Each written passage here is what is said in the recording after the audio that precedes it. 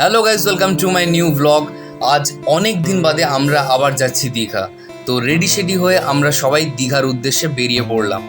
আর অনেক দিন বাদে কেন বললাম, তার কারণ হচ্ছে দীঘা আমাদের বাড়ির খুব কাছাকাছি।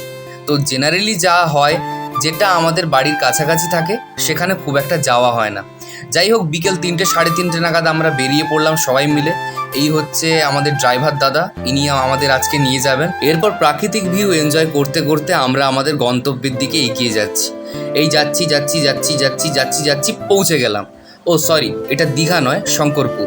তো প্রথমে আমরা সাইট সিন করার জন্য শঙ্করপুরেই গিয়েছিলাম। গিয়ে দেখলাম জায়গাটা ফাঁকা।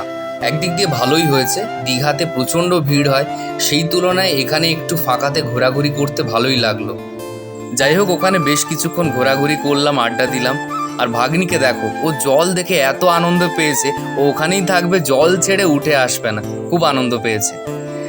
ওখানে বেশ কিছুক্ষণ আমরা থাকার পরে সবাই মিলে চলে এলাম মোহনার দিকে।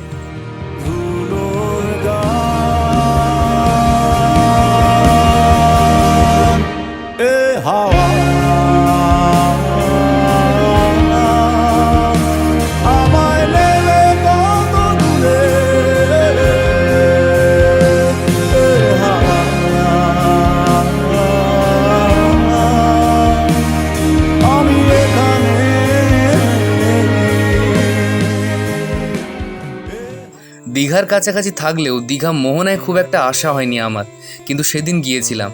এখানে যেতে স্পেশালি খুব ভালো লাগে, তার কারণ একদিকে রয়েছে নদীর শান্ত জল, অন্যদিকে রয়েছে সমুদ্র। এই দুটো জল এক জায়গায় যখন মিলিত হচ্ছে, দুর্দান্ত লাগে।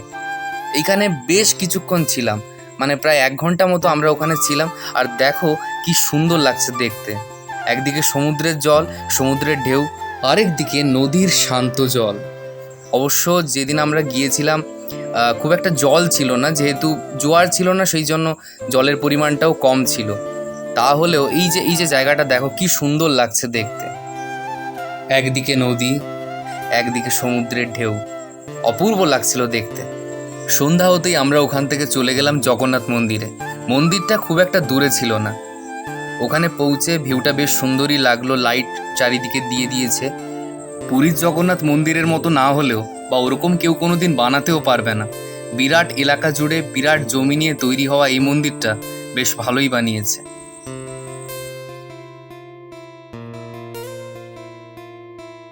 তবে একটা জিনিস রিয়েলাইজ করলাম, সবাই কিন্তু চাইলে পুরীর জগন্নাথ মন্দির বা জগতের নাথ জগন্নাথ দেবের দর্শন করতে পারে না।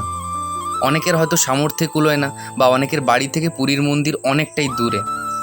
কিন্তু চাইলেই দীঘায় পুরীর জগন্নাথ মন্দিরের আদলে তৈরি হওয়া এই মন্দিরটায় এসে প্রভু জগন্নাথ দেবের দর্শন করে আত্মতুষ্টি করতে পারে।